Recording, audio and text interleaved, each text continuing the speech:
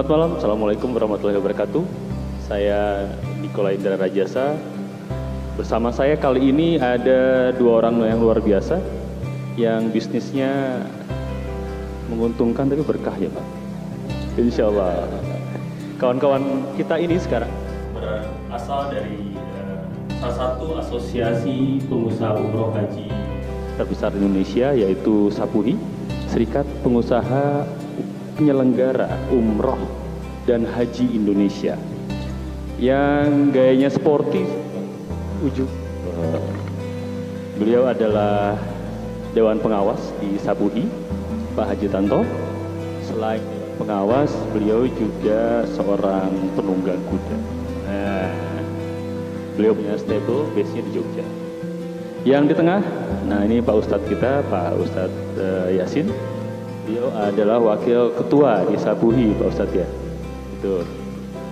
Nah, bersama malam ini beliau akan diskusi mengenai bisnis umroh dan haji yang ada di SAPUHI, dan kemudian kita akan diskusi juga mengenai kegiatan-kegiatan koperasi juga. Nanti yang seru adalah SAPUHI di Jogja tanggal 17 ya Pak Tanto. Siap. Oke, untuk pertama nih, saya pertama ke Pak Tanto dulu. Pak, kenapa sih SAPUHI dibikin? Nah, monggo Pak. Ya, terima kasih Pak Niko. Jadi SAPUHI ini adalah mitra dari Departemen Agama. Dalam hal ini SAPUHI sebagai mengakomodir aspirasi dari anggota, kemudian mengembangkan bisnis-bisnis anggota, sehingga anggota SAPUHI ini bisa maju secara bersama-sama. Juga di dalamnya sebetulnya ada unsur pembinaan kepada anggota.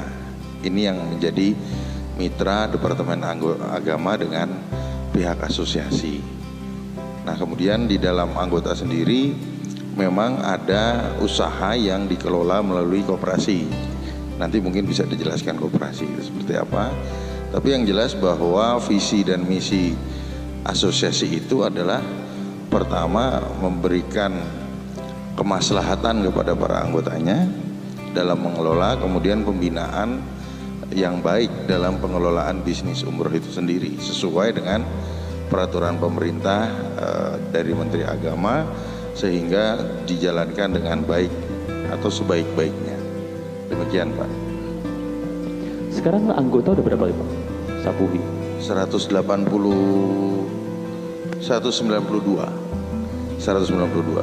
gitu. Dari kita awal pertama pembukaan SAPUHI 170. Ya, 170 dalam waktu cepat kita sudah 192 anggota. Nah, Pak, tadi bicara soal pembinaan nih, Pak Tanto. Apa bedanya kemudian SAPUHI dengan organisasi yang lain? Apa yang menjadi ciri khas dan pola pembinaan yang dibangun oleh SAPUHI kepada anggotanya? Ciri khasnya tentu pertama dari SDM misalnya. Kita mengadakan seminar atau pelatihan tour leader sebagai syarat dari akreditasi yang ditetapkan oleh pemerintah, sehingga para anggota kita memiliki sertifikat atas tour leader, tour guide, kemudian tiketing dan lain-lain. Sehingga nanti bahwa dengan adanya peraturan pemerintah PMA, ya, peraturan pemerintah Menteri Agama nomor 8 tahun 2018, itu disyaratkan bahwa BPW, Biro Perjalanan Wisata, itu harus memiliki sertifikat, di mana di dalamnya sertifikat itu menjelaskan bahwa ada suatu ketentuan yang menyatakan BPW harus memiliki 5 sertifikat keahlian. Dalam hal ini misalnya sebagai tour leader, tiketing, tour guide, tour planner. Nah, gitu. Sehingga memang ini dikembangkan. Sehingga tahun 2019 akhir diharapkan semua anggota SAPUHI itu sudah memenuhi persyaratan itu, sehingga 2019 seperti yang diamanatkan dalam PMA nomor 8, seluruh anggota sudah memiliki sertifikat. atau sertifikasi dari KAN gitu. Mungkin Pak Yasin mau menambahkan. Monggo Pak Ustadz Yasin. Mungkin yang lebih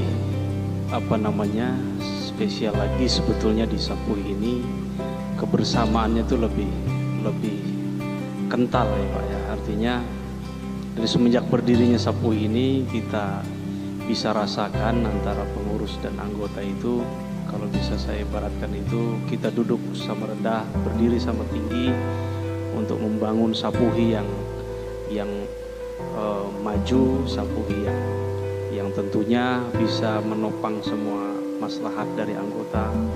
Terlebih tadi menyikapi keluarnya PMA 8 2018 ini juga karena banyak yang SDM yang harus kita bina, maka Sapuhi lah menjebatani anggotanya. Terutama tadi yang disebutkan tadi kan ada sertifikasi tour leader, sertifikasi tour guide. Nah itulah kita siapkan di Sapuhi. Nah itu mungkin secara spesifik tambahannya Pak. Ini kan berdasarkan misi yang sama Pak. Maka ya subhanallah, dari semenjak berdirinya itu kan sekitar 170 anggota dalam waktu cepat, Juli, Agustus. Kami munas itu tanggal 5 dan 6 Juli. Dan juga kami memilih ketua umum pada tanggal 6 Juli itu, dan alhamdulillah juga diresmikan oleh Pak Dr. Ali Taher, Ketua Komisi 8. Maka itulah resmi kami sebagai Sapuhi. Dengan demikian alhamdulillah selama kurun waktu dalam kurang lebih 2 bulan itu pun jumlah anggota semakin bertambah dan juga semua pengurus bergerak cepat Pak, itu dalam melaksanakan tentunya agenda-agenda yang sudah diamanatkan Munas Pak, termasuk mendirikan koperasi. Mendirikan koperasi itu kami launching pada tanggal 30 Agustus kemarin. Itu luar biasa karena antusiasnya anggota Sapuhi, karena bagaimanapun kami ini menjebatani anggota dengan koperasi ini kan di sini wadahnya, kalau bahasanya teman-teman anggota yang memang dia selalu ingin mengeluarkan produknya tersalurkan itu Pak. Jadi kalau bahasanya mungkin ada coffee morningnya mereka, tempat nongkrongnya mereka lah untuk urusan bisnis di koperasi ini. Maka alhamdulillah kita sudah semenjak terbentuknya koperasi ini sudah bisa menggagas produk-produk unggulan. Satu contoh misalnya kita ada umroh bersama dengan Ustadz Abdul Somad. Itu adalah salah satu daripada agenda unggulan di Koperasi Sapuhi, yang itu akan dilaksanakan pada tanggal 7 Januari, tanggal 8, tanggal 10 dan tanggal 11, yang nanti pada finalnya umroh bersama dengan Ustadz Abdul Somadnya dilaksanakan pada tanggal 11 Januari. Itu banyak lagi dengan produk-produknya Pak di koperasi ini. Sebetulnya ini adalah wadah tempat bisnisnya anggota koperasi itu ada di koperasi. Jadi anggota Sapuhi ada di koperasi ini. Maka kelihatan antusiasnya. Jadi legalnya pun alhamdulillah karena mengusung kebersamaan tadi. Ya insya Allah dengan semangat yang sama mungkin ya Pak. Ya, insya Allah ini akan semakin bisa memajukan, memakmurkan semua. Intinya kan gitu Pak, memakmurkan semua. Kayaknya ambisius ya program Sapuhi ya Pak ya. Ada koperasi, pembinaan. Nah ini menarik. Ada 5 asosiasi. Ada 900 travel umroh. Belum lagi yang belum berizin. Apa sih menariknya bisnis travel umroh? Siapa yang mau jawab? Monggo Pak Haji. Di bidang travel umroh ini yang menarik satu Pak, kita punya mindset itu menjembatani para tamu-tamu Allah yang akan berkunjung ke Baitullah. Satu. Dan itu ada jelas di sana ada sebuah nilai yang akan cashbacknya kembali kepada kita, menambah ibadah kita. Satu, kita memberikan pelayanan yang terbaik kepada jamaah haji dan umroh. Kemudian selebihnya, kalau ternyata di sana ada berkahnya Pak, tentunya karena namanya kita menservis, ya ada berkah, ada lebihnya, itu berarti memang Allah lah yang memberikan ridhonya gitu kan Pak, ada berkahnya gitu kan. Nah itu yang menarik Pak, saya rasa Pak, karena kita memberikan pelayanan gitu kepada calon-calon tamu Allah. Itu sungguh menarik dan dinamikanya juga luar biasa di bidang haji dan umroh ini. Nah, Pak Tanto, Bapak ini kan travelnya berkembang pesat. Base-nya Jogja, tapi sebaran jemaahnya kemana-mana. Nah, kunci untuk mengembangkan bisnis travel umroh itu apa sih Pak Tanto? Ya, alhamdulillah Pak. Jadi memang yang pertama adalah visinya dulu Pak. Yang pertama kita tanamkan ke dalam diri kita ya, dalam arti bahwa seperti yang disampaikan Pak Haji Yasin tadi, kita menjembatani atau memberikan sebuah fasilitas di mana tamu ini bukan tamu sembarang tamu gitu Pak, tamu Allah. Kalau kita bisa memberikan fasilitas yang baik, berkahnya pasti dapat tadi Pak Yasin sampaikan, itu otomatis Pak. Kedua, ada kepuasan batin di dalamnya. Oh, tamu-tamu Allah itu betul-betul dilayani dengan baik. Jangankan tamu Allah, kadang-kadang tamu manusia aja kita layani Pak, apalagi tamu Allah kan gitu. Jadi bonusnya banyak nih Pak Niko. Iya kan, bonusnya jadi berlipat-lipat gitu kan, dunia akhirat gitu. Kemudian bagaimana pola pengembangannya, bahwa memang kita yakini bahwa bisnis umroh itu adalah getuk tular Pak. Jadi bahasa modernnya mutu-mut. Selama servis baik, maka returnnya akan kembali, yaitu berupa referensi. Jadi kiat kami adalah yang pertama, lakukan semaksimal mungkin, melayani sepenuh hati, maka insya Allah rezekinya akan datang dengan sendirinya Pak. Seperti itu. Artinya secara bisnisnya adalah dengan tamu-tamu yang sudah pernah berangkat dengan kita kemudian merasa nyaman, dengan sendirinya banyak yang ingin menjadi mitra kami, sehingga terbentuklah cabang kami di kota lain seperti itu. Apalagi beliau-beliau ini yang sudah merasakan servis, sehingga menyampaikannya juga lebih mudah karena saya sudah berangkat, bukan katanya gitu loh. Kan beda nih Pak, katanya dengan kita sudah pernah. Kalau katanya sih dekat, katanya sih enak, tapi kan semuanya katanya. Tapi kalau sudah, oh saya sudah berangkat, ini baik, ini baik, ini baik, sehingga itu yang akhirnya menyebar di beberapa kota menjadi mitra kami, dan itu menjadi kita bisa membagi keberkahan kepada yang lain begitu Pak. Nah, ini untuk para pemula nih Pak, yang mau start bisnis ini gitu. Apakah sebaiknya mulai dari agent atau wah bikin aja travel umroh? Gimana Pak Yasin? Sebaiknya perbaiki niat dulu Pak, luruskan niatnya. Kalau niatnya sudah lurus, insya Allah hasilnya akan baik. Sementara stepnya kan banyak komponen-komponen yang harus dipelajari Pak, banyak ilmu yang harus dia gali. Jadi sebaiknya dia ngikut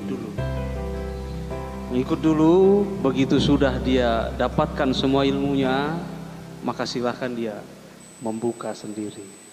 Karena setelah sudah dapat semua ilmunya, baru dia bisa berjalan itu otomatis dengan sendirinya. Tapi yang terpenting tadi, niatnya dulu Pak.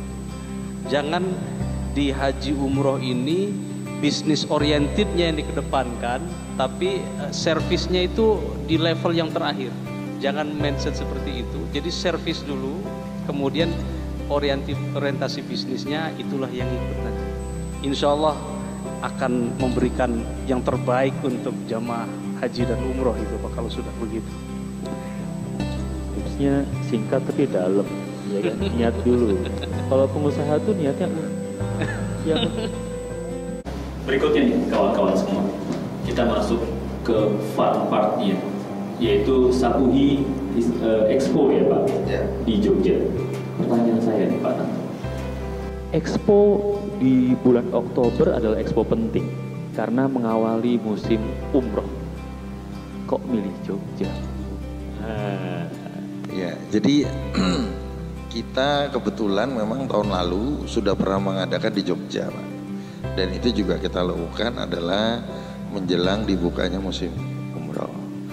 Tahun ini sebetulnya kita mengulang keberhasilan kita tahun lalu, kita terapkan, kita akan lakukan lagi di Jogja. Tapi sebetulnya kita tidak hanya lakukan di Jogja, ya kita juga ada nanti di Bogor, misalnya seperti itu.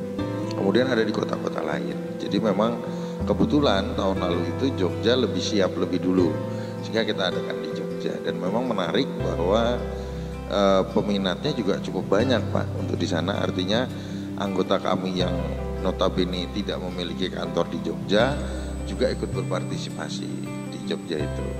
Dan pada akhirnya setelah itu anggota-anggota yang tidak memiliki sebelumnya kantor cabang di Jogja, dengan setelah Expo akhirnya mendirikan kantor cabang di Jogja Pak. Jadi itu juga merupakan salah satu pembinaan yang dilakukan oleh Sapuhi untuk bisa membuka network di kota-kota lain, sehingga anggota kita punya cabang di kota-kota lain. Demikian Pak. Nah Pak, tahun sebelumnya nih Pak, berapa banyak pengunjungnya Pak? Kita tahun lalu itu kurang lebih kita lakukan selama 3 hari Pak. Jadi Jumat, Sabtu, Minggu. Memang pengunjung yang paling peak itu adalah di Sabtu dan Minggu. Total kita dari data mall yang diberikan kepada kita itu ada 10.000 selama 3 hari 10.000. Nah tahun ini kita akan mencoba dengan waktu yang lebih lama. Artinya kita akan lakukan selama 5 hari. Jadi Rabu, Kamis, Jumat, Sabtu, dan Minggu. Sehingga kita berharap bahwa ada pengenalan dulu kepada masyarakat, kemudian juga ada waktu untuk masyarakat berpikir, membandingkan dan lain-lain, sehingga pada 2-3 hari terakhir pameran terjadi transaksi. Karena kalau terlalu singkat juga memikirkannya terlalu cepat Pak gitu. Sehingga juga harus memilih yang mana yang cocok. Nah, sekarang dengan 5 hari waktunya saya kira cukup. Koperasi Pak, koperasi tentunya akan terlibat pada acara Sapuhi Expo di Jogja. Nah program apa Pak yang akan dijual di acara Sapuhi Expo di Jogja ini dari koperasi Pak? Untuk Expo ini Pak, salah satu dari produk yang ada di koperasi itu adalah salah satunya menyelenggarakan pameran Pak.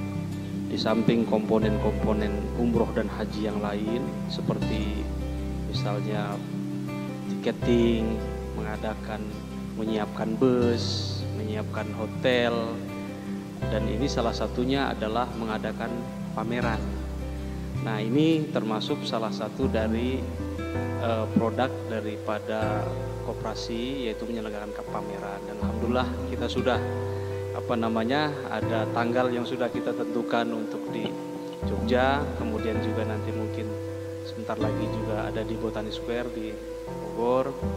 Nah, itu semua sebetulnya dalam rangka itulah tadi, kehadiran Sapuhi agar bisa lebih dirasakan oleh masyarakat Pak. Jadi mendekatkan diri kami ini sebagai asosiasi yang alhamdulillah yang amanah terpercaya ini lebih dekat lagi kepada masyarakat.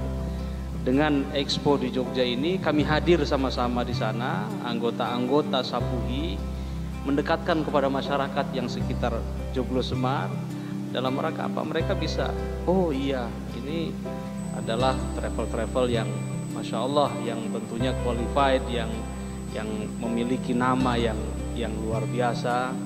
Maka sesungguhnya itu lebih mendekatkan Pak.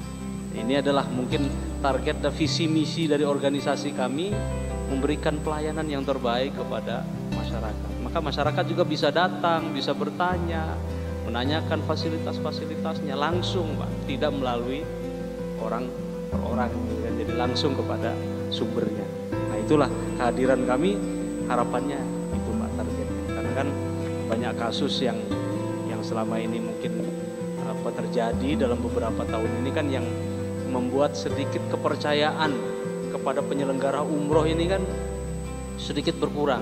Maka dengan pameran ini kami hadir semakin dekat. Ya, jadi semua pertanyaan masyarakat bisa kami jawab gitu Pak langsung.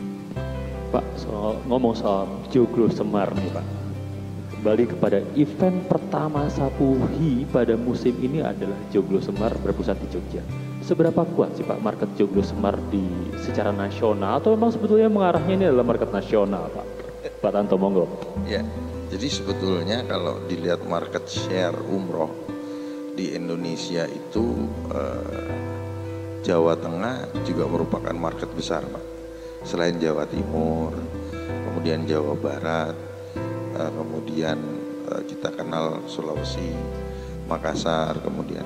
Jadi kalau bisa dibilang market share Jawa Tengah itu bisa mencapai 20% dari market total kita Pak. Jadi tahun 1439 Hijriah itu market share Indonesia umroh itu 1.503 kurang lebih begitu Pak. Artinya peningkatan dari market share tahun 1438 yang kita hanya mencapai 880.000 kurang lebih. Jadi peningkatan market umroh itu di Indonesia 3 tahun terakhir ini kan hampir 20% setiap tahunnya. Jadi kalau kita bisa bilang bahwa potensial market Jawa Tengah itu masih kita harapkan, karena juga memang bahwa masih banyak masyarakat yang belum pernah umroh Pak. Ya, artinya mungkin yang pernah umroh itu baru 20-30%. Sebetulnya kita masih punya market lagi 70% yang belum tergarap, yang itu menjadi potensial market kita sebetulnya. Nah, tentu memang di sini kita berharap Joglo Semar ini selain Jogja, nanti Solo dan Semarang, anggota kami bisa menggrab tadi Pak, 70% yang belum umroh ini bisa masuk, bisa terakseptasi, kita bisa menjadikan sebuah kita bisa mengenerate ini, sehingga teman-teman juga mungkin secara keseluruhan semua target salesnya bisa meningkat, harapannya seperti itu. Kemudian di Jawa Tengah sendiri juga sudah mulai beberapa penerbangan yang menawarkan penerbangan langsung, ya seperti Garuda juga per Januari itu akan ada 2 schedule, Solo Jeddah dan Solo Madinah gitu. Lion Air pun demikian, sudah punya 2 penerbangan Solo Madinah. Nah, ini menjadi sebuah benefit bagi teman-teman yang ada di Jawa Tengah ini, dan juga sebetulnya adalah kemudahan bagi jamaah kalau bisa berangkat bisa langsung, kira-kira begitu Pak. Tapi mungkin trennya nanti akan berubah lagi di 2019. Jogja punya airport besar. Nah, tadi saya juga kebetulan baru meeting dengan pihak Emirates. Kemungkinan besar Emirates juga akan hadir di sana. Begitu, karena memang Jogja sendiri adalah kota destinasi. Ya, artinya tidak hanya kepentingan untuk umroh, tapi secara bisnis traveling itu Jogja bisa menjadi pilihan selain Bali yang selama ini sudah besar. Jadi memang tren bisa dikatakan kenaikan ini 20% setiap tahun itu memang terasa sekali Pak di kami di Jawa Tengah itu. Jadi kurang lebih Jogja itu per tahun yang lalu itu 20.000 jamaah yang berangkat di Jogja. Mungkin tahun 1439 ini ada peningkatan sampai 22.000 sampai 23.000. Jadi luar biasa sekali Pak. Jadi sehingga memang teman-teman Sapuhi pun sebetulnya diharapkan juga bisa membuka cabang di Joglo Semar tersebut. Artinya pasar yang ada ini masih bisa kita garap bersama-sama. Sehingga kalau kita bicara rezeki itu kan sudah diatur Pak. Ya, jadi kalau kita mau berikhtiar dimanapun sebetulnya bisa. Sehingga ini adalah sebuah benefit yang bisa dari pengurus memberikan sebuah manfaat kepada para anggota-anggota Sapuhi. Begitu Pak. Ngomong-ngomong soal acara nih Pak, penyelenggaraan sebelumnya ada beberapa acara yang seru, termasuk di dalamnya Bu Ustazah Peggy ya Pak, yang kemudian jadi waktu itu acaranya banyak, ramai banget, orang banyak datang, banyak mendengarkan beliau. Akan ada siapa bintang tamunya Pak? Ya, tahun ini kita akan mendengarkan salah satu personil Sheila on Seven, Sakti kalau nggak salah. Beliau juga hijrah dan itu ada kisah yang menarik yang mungkin bisa di-sharing kepada masyarakat. Bagaimana ketika beliau bermain musik dan akhirnya berhijrah total sekarang. Seperti halnya Peggy Melati Sukma berbagi tentang pengalaman dirinya dari pemain sinetron dan lain-lain sampai kembali ke Peggy Melati yang baru, kira-kira kan gitu. Nah ini insya Allah kita akan menghadirkan Sakti Pak. Kemudian kita juga rencana akan mencoba membuat festival. Ya jadi seperti festival Rebana begitu, atau dari ibu-ibu pengajian, sehingga kita melibatkan masyarakat langsung untuk bisa menunjukkan kemampuannya di dalam acara tersebut, sehingga acara itu tidak menjadi boring dan hanya pameran saja. Kita juga insya Allah akan menghadirkan pemerintah di sana Pak, dalam hal ini Departemen Agama, untuk memberikan penjelasan-penjelasan, peraturan-peraturan atau kebijakan-kebijakan pemerintah, sehingga masyarakat itu tahu bahwa ini adalah travel yang memang betul-betul kredibel, sehingga memang sudah mengikuti aturan pemerintah dan layak untuk dipilih oleh masyarakat. Kita kembalikan kepada masyarakat akan memilih PT yang mana, servis yang seperti apa, harga yang bagaimana, itu dikembalikan ke dalam mekanisme pasar ketika nanti pameran itu berjalan. Pak Ustadz Yasin, pada expo-expo seperti ini, target audiensnya siapa sih? Pada kelompok mana sih yang menjadi target audiens, target pengunjung dari Sapuhi yang diharapkan datang ke expo-expo seperti ini, misalnya Jogja? Silakan Pak Yasin. Untuk target pengunjung tentunya adalah para baik itu yang sudah pernah umroh ataupun baru yang sekedar berencana untuk melaksanakan ibadah umroh.